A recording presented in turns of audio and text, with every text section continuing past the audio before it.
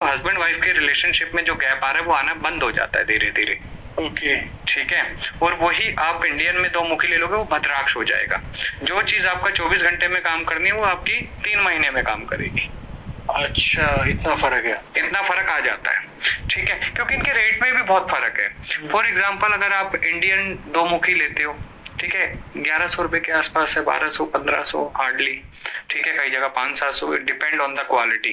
ठीक है, अगर यही आप नेपाली लेते हो तो ये 10-15 हजार से शुरू होकर 50,000 रुपए तक भी जाता है। ओके। ठीक है ना, तो डिपेंड ऑन द क्वालिटी और बीट साइज और सब कुछ ये रहता है इसमें, है ना। तो ये 2 मुखियों का फेर होता है। ठीक है, वहीं आता है 3 मुखी।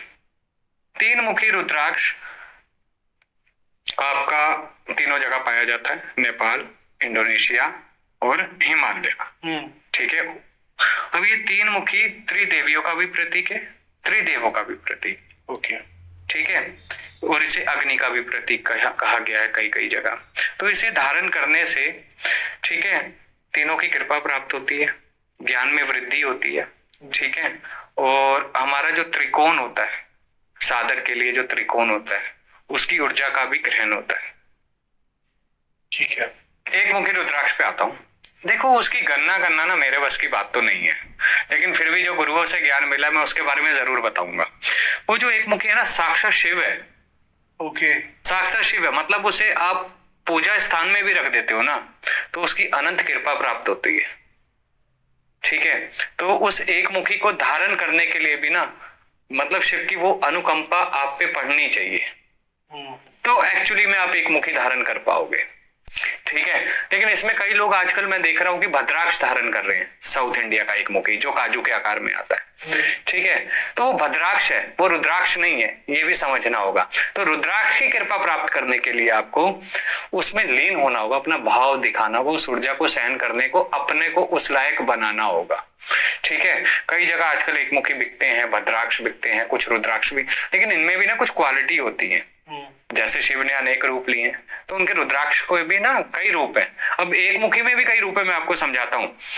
अब नेपाल का अगर आप एक मुखी देखोगे, उसमें एक मुखी सवार भी आता है। सवार? हाँ, ओके। उसपे रुद्राक्ष के ऊपर एक रुद्राक्ष सवारी कर रहा है। अच्छा।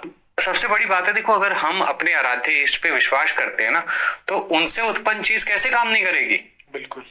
ठीक है, अगर हमारे अंदर ही डाउट है, अगर आज आप मेरे को भोजन दे रहे हो, ठीक है, और मैं भोजन खाने से पहले थोड़ा सा भी डाउट ले आऊं, तो भोजन का स्वाद कहाँ रहेगा। बिल्कुल। ठीक है, वैसे ही उसका आनंद कहाँ रहेगा अगर आप डाउट लिया है। बिल्कुल।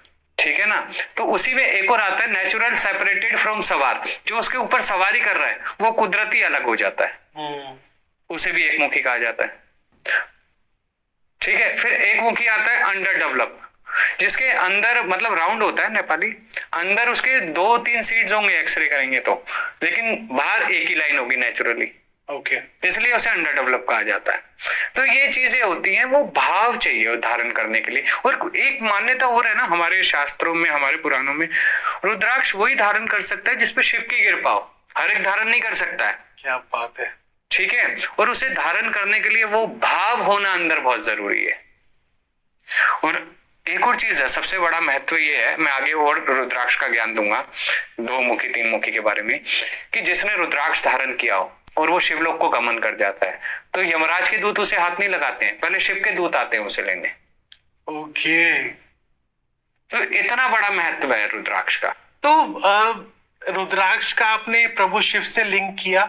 मैं जब आपके घर पे गया, आपका मंदिर देखने का मौका मिला, तो आपने मुझे ना मंदिर में वो रुद्राक्ष रखा हुआ दिखाया, और मैंने बोला कि प्रभु शिव की मूर्ति है, वो कहाँ है? तो आपने रुद्राक्ष की तरफ इशारा किया, वो देख बैठे मेरे प्रभु। तो आपने साक्षात एक मुखी रुद्राक्ष में प्रभु शिव को स्मृति दे रखी है, राइट? हाँ, ऐसे ही हमारा एक शिष्य है, उसपे एक दुर्लभ रुद्राक्ष है, बहुत दुर्लभ है, वो देखने को नहीं मिलता है, इतना गुप्त है, और उसको वो जिस इष्ट को पूछता है वो उसी रूप में है। क्या बात है। तो कई बार क्या होता है, जब साधक होता है या कोई डिवोटी होता है, वहां पैसे की वैल्यू नहीं आती है, वो भाव जुड़ जाता है। ठीक है, मुझे चाहिए तो ये चाहिए, तो वो भाव है ना जो, वो आपको साक्षात्कार कराता है, चाहे वो कर्ण हो, चाहे वो रुद्राक्ष हो, चाहे वो बिंदु हो।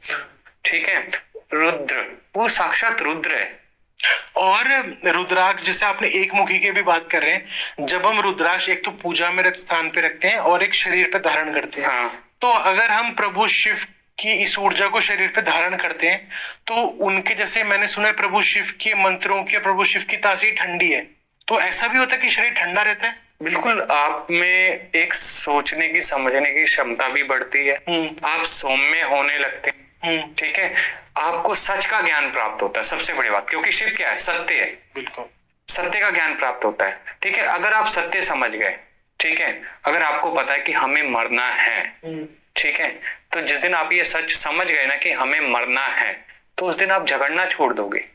बिल्कुल। उसका कारण क्या है? आपका परमानेंट क्या है? आपका परमानेंट है आपकी भक्ति, आपका भाव, जो आपको आपके इष्ट से जोड़ता है। बिल्कुल। और जो इष्ट को प्रिय है तो वो ऑटोमेटिकली आप तक खींच के लाएगा, है ना।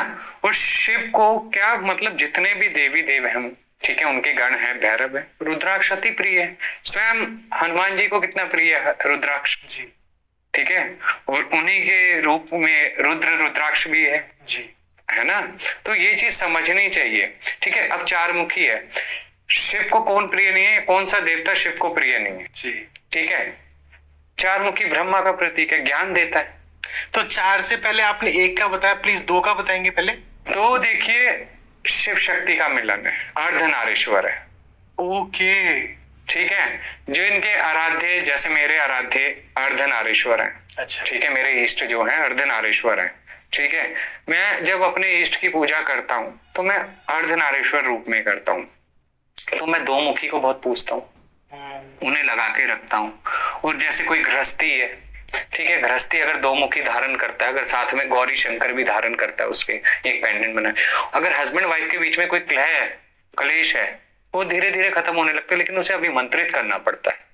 क्योंकि देखो, कोई भी चीज है, जब अभिमंत्रित करने का तरीका ये नहीं है कि हम उसमें प्राण डाल रहे हैं, ऑलरेडी उसमें प्राण है, वो हमें प्राण दे रहा है। जब हम धारण करते हैं, हमें वो ऊर्जा देता है। हम में इतना सामर्थ्य नहीं है कि हम उसमें प्राण डाल सके। कई लोग कहते हैं हमने जागृत करके देंगे, ये देंगे, ठीक है। मैं जागृत, जो ऑलरेडी जागृत है, जो शिव से उत्पन्न है, उसे कौन क्या जागृत कर सकता है? हाँ, हम उसे अभिमंत्रित इस तरह से करते हैं कि हमसे कोई भूल ना हो, आपको धारण करे तो।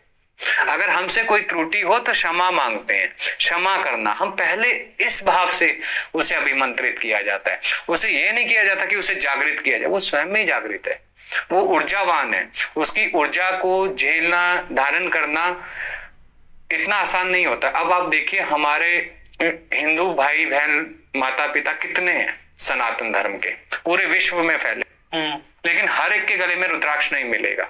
बिल्कुल ही, बहुत कम लोग पहनते हैं। क्योंकि जब तक शिव की कृपा नहीं होगी, शिव नहीं चाहेंगे, आप रुद्राक्ष धारण कर ही नहीं सकते हो।